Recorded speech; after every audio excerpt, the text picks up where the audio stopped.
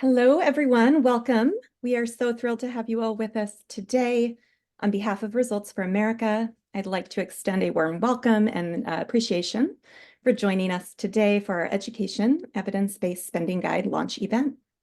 We are thrilled to share more information about how this new resource can help state education agencies and their leaders build and use evidence to achieve better, more equitable outcomes for students through their grant-making programs. For those of you who I've not yet met, I'm Sarah Kerr. I'm the Vice President of Education Policy Implementation at Results for America, and I'm excited to be joined here today by my colleague Heather Boughton, who you'll meet in just a few minutes. During our time together, we're excited to give you a tour of the brand new guide itself, and we're eager to hear your reactions and your questions and comments. We encourage you to participate and engage throughout the presentation today by dropping your comments and questions into the Zoom Q&A function at the bottom of your screen.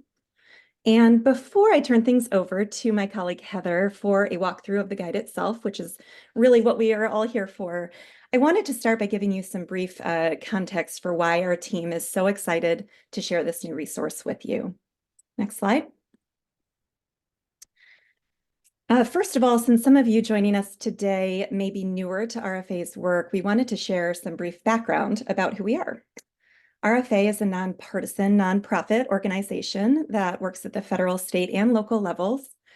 We recently celebrated our 11th anniversary this year, and while our programming has certainly evolved and our team has certainly grown, over time, our mission remains the same: to make investing in what works the new normal.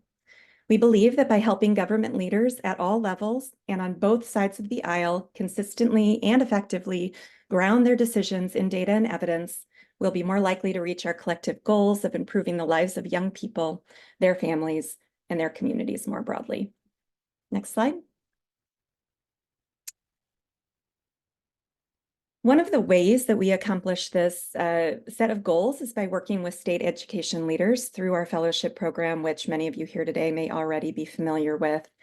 The fellowship program brings senior leaders across education agencies, research, program, and fiscal departments together into a single cross-state network focused on building and using evidence and data to improve education outcomes and advance economic mobility and racial equity. Over the past 7 years, since we've been running this fellowship program, we've partnered with over 70 leaders from 19 states, as you can see highlighted on the map up on the screen right now. And as we've done that, the ideas, questions, and needs that we've heard from those state partners through our fellowship and outside of it played a significant role in the development, design, and content of the guide that we're so excited to share with you today. And we're really appreciative and want to say out loud a big thank you to all of our partners in state education agencies for really contributing heavily and generously to the development of the ideas that we're excited to share with you today. Next slide.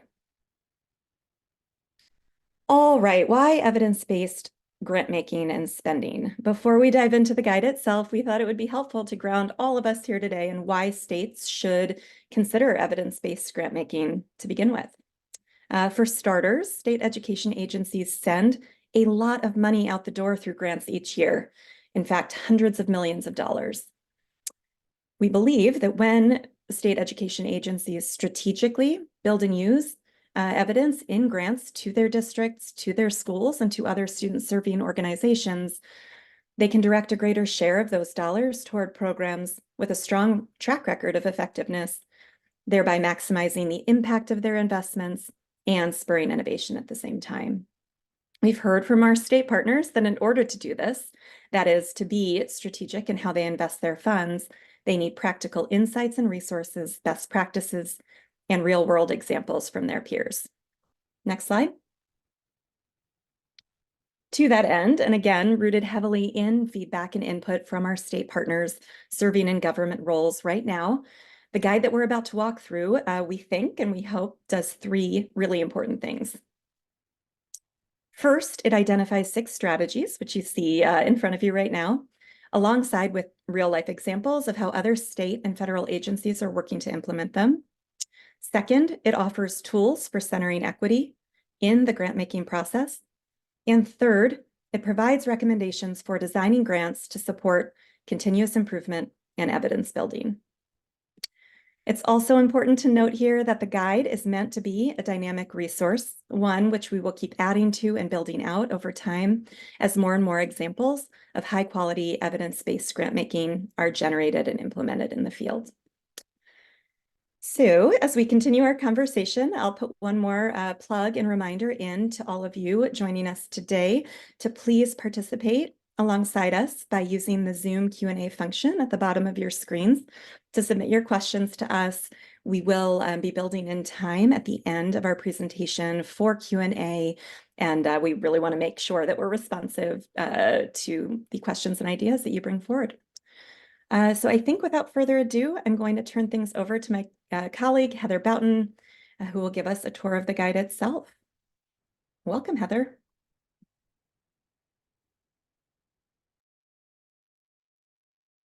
Thank you for that introduction to the guide, Sarah. Hi, everyone. I'm Heather Boughton. I'm the Director of Education Policy Implementation at Results for America. And I'm so glad to be here with you today to show you around the spending guide itself and help you think about how you and your colleagues can use the strategies in the guide to improve the effectiveness of your grant programs by using data and evidence. As Sarah shared, this guide stems from questions and challenges that our state education partners raised with us through the State Education Fellowship. Our hope is that by putting the answers to those questions all in one place in an easy-to-use resource, more states will be equipped with what they need to adapt or adopt to the best practices and real-life examples of evidence-based grant making already happening in states across the country. So I'm going to share my screen now, and if you'd like to look at the guide itself while I walk us through it, please see the link that we are sharing in the chat.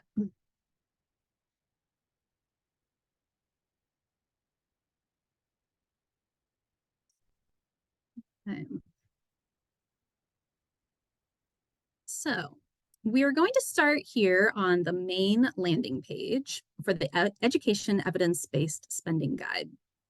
On this landing page, you can see the 6 strategies that make up the foundation of the guide. There are 6 strategies for improving the outcomes of your grant programs and ultimately improving outcomes for students by incorporating data and evidence. During this tour of the guide, I'm going to give you a brief overview of each of these strategies and then share the leading examples and resources page. You can navigate to each individual strategy from the home page down here towards the bottom, but for today's purposes, I'm going to scroll to the top of the page and click on strategies, and this will take us to this page where all the strategies live, along with a very brief definition of each. The nice thing about this site is that you can always navigate back to this strategies page by clicking on the strategies link at the top. So today we're going to go over these 6 strategies for evidence-based grant making. They are clearly define evidence, prioritize evidence, define desired outcomes, build evidence through evaluations, implement performance management in grants, and advance equity in grant making. The first 5 strategies build on each other, and they'll play a more prominent role at different parts during the grant-making lifecycle. The 6th strategy, advance equity in grant making, should act as a through line for your entire grant-making process. As we walk through these steps, I want to encourage you to think about how these strategies might apply to a particular grant program that you may be leading, but also consider how you can build these strategies into your SEA's grant-making process so that your state's grants consistently incorporate data and evidence. A good place to start building evidence into your grants is by defining evidence. So we're going to start by exploring the clearly defined evidence page. So click here. As we click over to the clearly defined evidence page, you'll see that we start out on this overview tab, and each of the strategies includes a similar overview tab. As many of you likely know, evidence is a popular word right now, but it's not always clear what that means. When you define evidence within your grant program, you're making sure that you and your grantees have a shared understanding of what counts as evidence. You'll set clear expectations for your applicants, and you'll be in a better position to evaluate and score applications against the standards that you've set. On this page, you'll see several options that SEAs have for defining evidence in their grant programs. We've included also a number of considerations to keep in mind as you are determining how to define evidence for your grant program. You'll also see a link down here towards the bottom to RFA's new definition of evidence, which we released in February, and which distinguishes between evidence-based and evidence building, both of which have an important place in grant making. You can learn more about that new definition by clicking on the link that my colleagues are dropping into the chat. Before I move on from this page, I just want to show you that in addition to the overview tab, each strategy page includes an examples tab. In this case, we can see that there are great examples of federal agencies and state education agencies that have defined evidence within their grant programs. So if you're new to defining evidence, or you want to check out different ways of doing it, I encourage you to explore these examples and resources. And finally, at the bottom of the examples tab, you'll see that we're inviting you to submit your examples. We love to celebrate and share the great work that SEAs are doing and would love to feature your examples of these strategies in action. So if you just click on this link, it will take you to a very simple form that you can fill out, and we'll be able to review your leading example and add it to our page. Okay, once you have an established definition of evidence, you'll want to determine how you're going to prioritize evidence within your grant program. So I'm going to use this navigation tool just over here on the side of the web page to take us to the second strategy, which is prioritize evidence. When you require your grantees to use evidence, you're essentially saying that all or some portion of your grant funds must go towards evidence-based programs. You may instead decide to encourage grantees to use evidence-based programs by awarding preference points to applications that include evidence-based strategies. There isn't necessarily a right or wrong way to prioritize evidence within a given grant program, but the important thing is that once you've defined evidence, that you do prioritize it in some way. Doing so is a critical step in ensuring that your grant dollars are going towards programs that are likely to improve outcomes. And on this page, we've provided a few considerations for you to keep in mind as you decide what makes the most sense for your program. And again, we see here that there are already many examples, great examples at both the federal and state level of agencies that are already prioritizing evidence in grant programs. And these examples can serve as a model to others. Okay. After you've defined and prioritized evidence, and as you're designing your grant program, it's important that everyone understands what it is that you're trying to accomplish within the program. What difference do you need to see for your program participants to call this program a success? Grant outcomes should be specific and measurable. This allows grantees to understand the goals for which they should be aiming. Additionally, defining desired outcomes upfront puts you in a good position later to evaluate the effectiveness of your program. On this strategy page, you'll see that in addition to the examples page, where we have some great examples here, you'll also see a tab focused on outcomes-based procurement. If you have clearly defined outcomes, you can tie a portion of your available grant funds to meeting those outcomes. And this is known as outcomes-based procurement. State education agencies can engage in outcomes-based grant making directly, and they can also encourage LEAs to engage in outcomes-based contracting. We've provided more information on both of those strategies on this website. We're going to turn now to strategy number 4, building evidence through evaluations. And throughout this, I'm just using this nice little navigation tool over on the side of the page to move within each strategy. So Results for America recommends that SEAs and their grantees allocate at least 1% of their overall programmatic budget to evaluation. Why? At the end of the day, you want to know if your grant program did what you set out to do. You want to know if this grant was an impactful investment that you should continue or not. Evaluation is how you will know whether your grant program is working, for whom it is working, and under what circumstances. This page includes an overview of 5 approaches an SEA can use to incorporate evidence into their grant programs. In designing your evaluation, either internally or with an external partner, you'll want to make sure that you walk away understanding the effectiveness of each grantee's program, as well as the overall effectiveness of the grant program. On this page, you'll see an examples tab, just as you would elsewhere.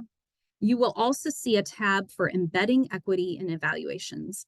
We've added this tab here to draw special attention to the fact that evaluation design can contribute to reinforcing inequities, or it can contribute to advancing equity. So there are some additional resources here to help you achieve the latter in your evaluations. Our fifth strategy is focused on implementing performance management. Performance management is closely related to defining desired outcomes and building evidence through evaluations. It's called out as its own strategy because of its distinct focus on monitoring progress over time, providing feedback to grantees, and supporting continuous improvement. Often, performance management can take on a compliance focus. We want to encourage you to think about performance management as a partnership opportunity between you and your grantees, and as a continuous improvement tool. On this overview page, you'll find tips for developing effective performance measures, information on common mistakes, and strategies for designing your approach to performance management as a collaborative effort with your grantees. You'll also find some information on the relationship between defining outcomes and evaluation, because ideally, these three strategies will work in concert with each other. Okay, finally, let's check out the advancing equity through grant-making strategy and page. So this is not a strategy that you're going to implement independently of all the other strategies. Rather, this page highlights steps you can take to bring an equity lens to the entire grant-making life cycle.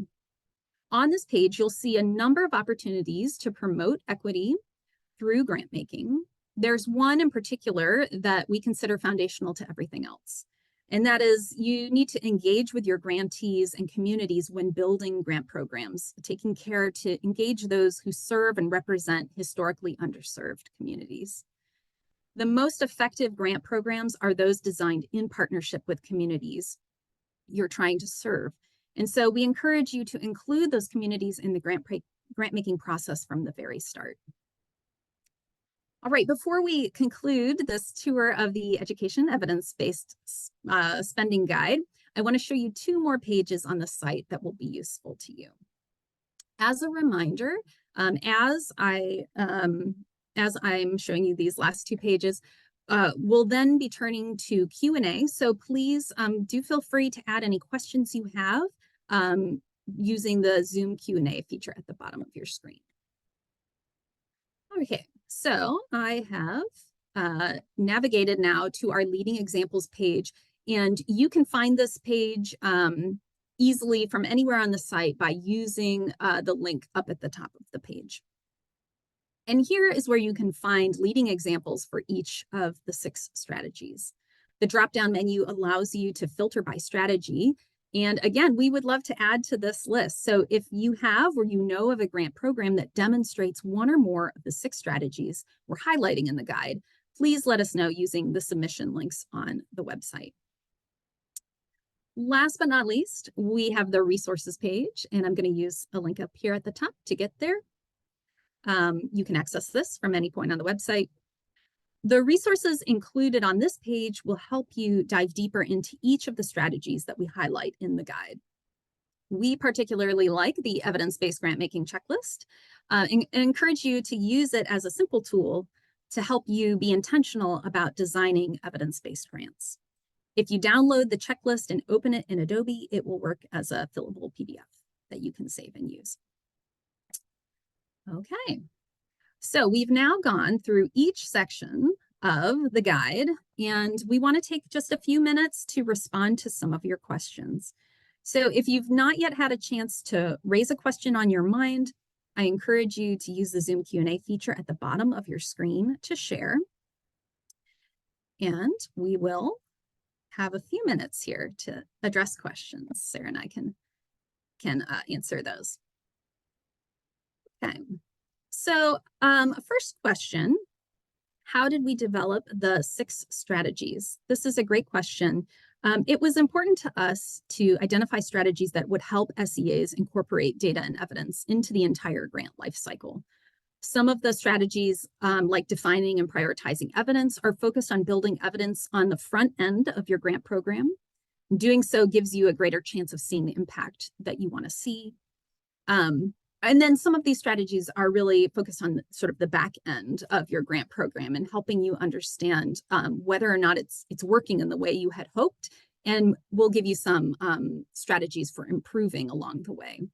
So we wanted to cover the entire grant making life cycle, and we wanted to address a lot of the questions that we've heard from SEAs over the years working with our state partners through the fellowship. And so that's how we ended up landing on these 6 strategies. Sarah, would you add anything to that? No, I think that you've covered it. I appreciate that question. Okay. We also had a question about where the leading examples came from. And so I can tell you that through our federal and state standards of excellence and through Results for America's honor roll of state grant programs that define and prioritize evidence, RFA, we love to celebrate state and federal agencies that are engaging in evidence-based policymaking, including evidence-based grant making. So even before we launched this guide, and really even before we started creating this guide, we were already curating great examples of states and federal agencies who are doing this work out there already. And one thing we heard from our state partners is that it is incredibly helpful to see concrete examples of how their peers and their colleagues in other states are doing this work. So we pulled our current list of examples from those sources. We'd love to add more examples to the site, so please, I'll once again encourage you to use the submission links on the website to submit more examples.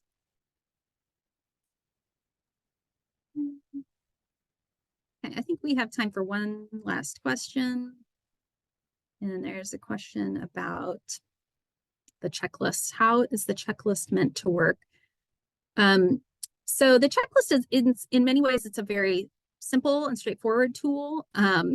If you download the checklist and open it up in Adobe, it'll work as a fillable PDF. And so the way we imagined it working is that as you are designing your grant program, this checklist will help you remember the many places that data and evidence can play a role in your grant design, and just help you be intentional about that process. So you could use it as you are developing a new grant program, or you might use it after you have developed that program and you kind of want to just go back and like make sure all your T's are crossed and I's are dotted and you've got the most solid evidence-based grant that you can design. And you can do this for individual grants, or you could figure out a strategy for incorporating it into your grant making process so that everyone in your agency is really asking themselves these questions as they're designing their grants. Okay, thank you all.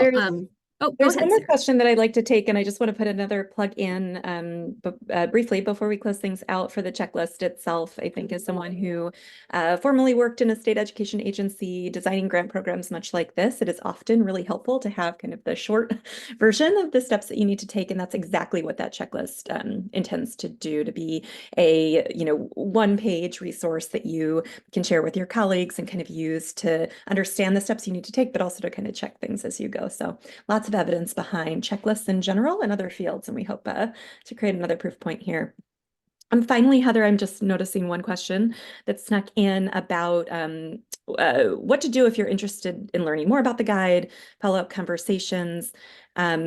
Super great. We're super excited about that interest and would love an opportunity to talk more with you and your team about that. So feel free to reach out directly to us. I think, Heather, your contact information will be shared at the end of this, and encourage anyone who is interested in better understanding the guide or talking with us about how to put it into action in your agency or with your partners to go ahead and reach out. Thanks so much. Awesome. Thank you for flagging that question, Sarah. And thank you all for those great questions. I am going to ask Jessica to now share our final slide, and we'll prepare for closing. All right. Thanks so much, everyone. As we close out today, I would love to just take one more opportunity to express our gratitude on behalf of my team and on Results for America for joining us today. We hope that you'll continue exploring RFA's new evidence-based spending guide. Really appreciate Heather's quick walkthrough and hope that it was useful in sort of orienting yourself to the guide. And we look forward to more opportunities for you all to dig in and to reach out with any questions that you have. Before we close out, I want to leave you with a couple recommended next steps to the extent that they're helpful. First, to make the most of this guide, we really encourage you to share it with your colleagues and have a conversation with them and their teams on how the 6 strategies resonate and how you might be able to apply them to your work. Second, sign up for our upcoming newsletter. My colleagues will drop a link for doing so in the chat in a moment. This guide is going to serve as the foundation for much of the work that RFA will be doing, the education team will be doing in the coming year. And so you can anticipate additional resources and training opportunities and new examples in the near future, all of which we'll share via our monthly newsletter. And finally, reach out. We really do want to hear from you. How are you using the guide? Where do you have questions that aren't yet being addressed in the guide itself? And of course, if you, to echo my thoughts just a moment ago, if you'd like to work with us or would benefit from doing a deeper guided dive into the guide itself, evidence-based grant making more broadly, we'd love to partner with you. So please reach out and let us know if you're interested, and we'll work on setting up some time to connect. With that, I believe our time now is coming to a close. Thank you so much for joining us. Enjoy the rest of your day, and we look forward to working with you in the future. Thanks, everyone.